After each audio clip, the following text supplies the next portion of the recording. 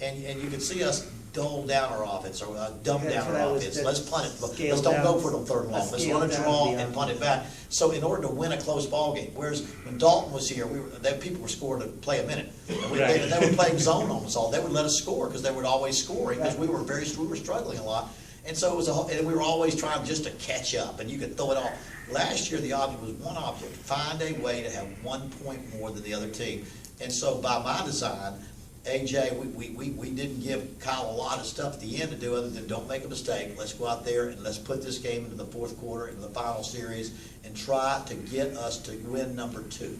Okay, let's try to get us to win number 3. Let's try to get the first road win. Let's try to get the first, whatever it was. He was ready. He's been ready for the offense, but he's more ready. He's more developed now. And all that being said, if we play better as a team, we want to open the offense up a lot more, you know. But we are a building football team, and we've got to build our football team and get wins however we can at this point. I mean, most offensive coordinators, they know if they can average 30, 40-something points a game, their stock's going to rise as a coordinator. And defensive coordinator might want this. As a head coach, I just want to win right here, right now.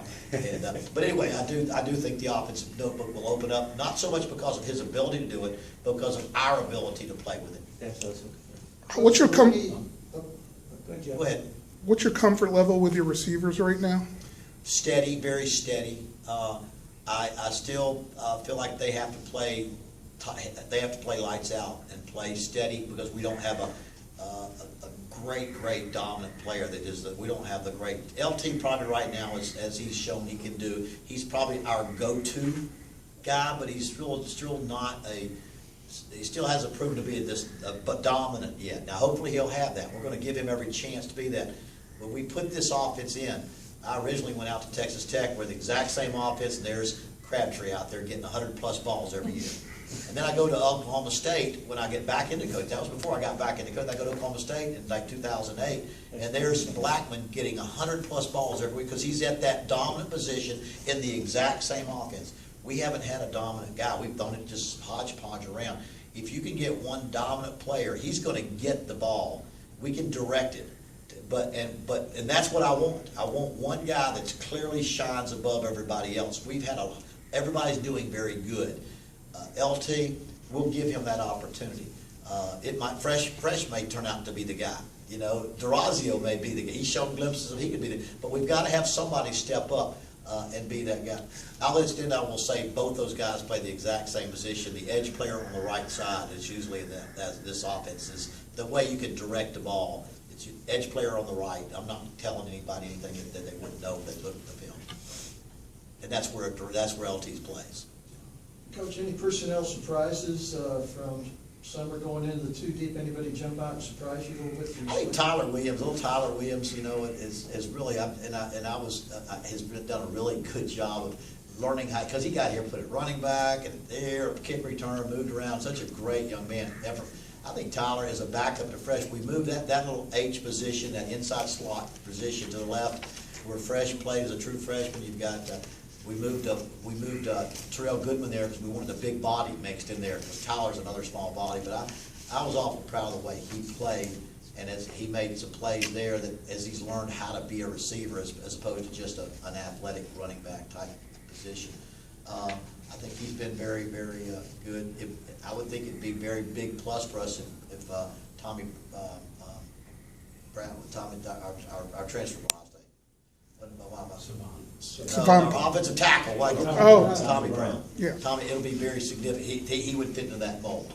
If he can be, if they give the waiver to him, I think he would be that significant to us because we lost 2 tackles, and he is there clearly a pretty gifted football player. A couple of weeks ago, you talked to me about Tom O'Leary. Evidently, he's been impressive. Yeah, he's got plenty of leg. He's plenty of leg. He's a true freshman. I think we gave him the mandate. If you can, you go out there and kick even with with Stein. If you kick even, we'll go with Stein's had a couple of years. I think we know what he's going to do in a game situation.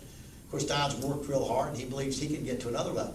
But we signed a guy to a full scholarship and told him he'd come here and be the kicker if he just came in here and kicked well. And he's kicked pretty well. So if he holds up and those two are even, then we should see a new kicker this year. That being said, Robert has had just as these things happen, he has a fabulous preseason. So whether we start Robert and say, if you falter, we're gonna go to that freshman for good, or the freshman give him a shot right off the bat, and if you don't do well, we've got an upperclassman that can step right in. You know, the fact is Robert kicked 57% last year, and you can't, that's about 11th out of 13 or 12th out of 13 kickers. And he believes he's got a special year in him. So we're gonna let that play out, but I think you got a great chance to see a strong-legged kicker that was well recruited by a lot of people in the country that we got in here. He's got plenty of leg. The key is, do they have the comfort and the maturity to step in there, whether it be the first week or the second against 106,000 and just crack one through the upright. You know, it's like a putt on the 18th hole. You got every one of them's a putt on the 18th hole. Our team is everyone counts. What's his range, would you say? Well, he's well over 50 yards. It's what is my range for kicking them from there, putting our guys in that situation. I'm much more concerned with my range than his, because the odds of getting one to go through are not normally as good. But even Stein can kick a 52-yard field goal, 50-52. He says a freshman easily has that range. I've said that to me the key for our kickers is from the 20 to the 29 to 49-yard field goals. What is our percentage going to be? When we drive the ball down, can we just line up a kick to it all the time? Because late in the year, we found ourselves always going for it. If it was that 38, 48-yard range, we're just going to go for it. You know, after a while, the odds were bad. So I think that's the most important thing for us. It's not the 50-plus yard field goal, but the consistency of making everything once you get down to where you had a good drive and you want to make sure you come away with points. Coach Amato seems to be pretty excited about his defense. Is that? I think that's true. I think it's valid. I think they've done a great job defensively of building a defense toward the likings of Coach Amato and the style of play. Very fast. He doesn't like guys that are too heavy. He likes guys that are fast and play fast. That's from defensive line to linebacker to everywhere. And so he's got more of that type of team right now. And his smile is especially big because the linebacking core it fits his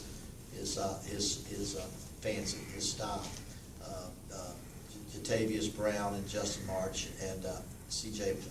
Mizell all lean. You know, Mizell was 169 when he got here, 68 when he got here sitting out a year, and he's 128 to 30 right now and can run again at middle linebacker. Your two outside guys, March and Jatavius, are extremely active. Jatavius can run a 4.4, you know, every time you run him on a 40, it's under 4.5. So he's got, March runs so full speed, he's always fast. So then behind them, Dylan Evans is an outstanding player, and John Rochelle and John Shelby. It's just they've got 6 linebackers that can run and play like he likes them.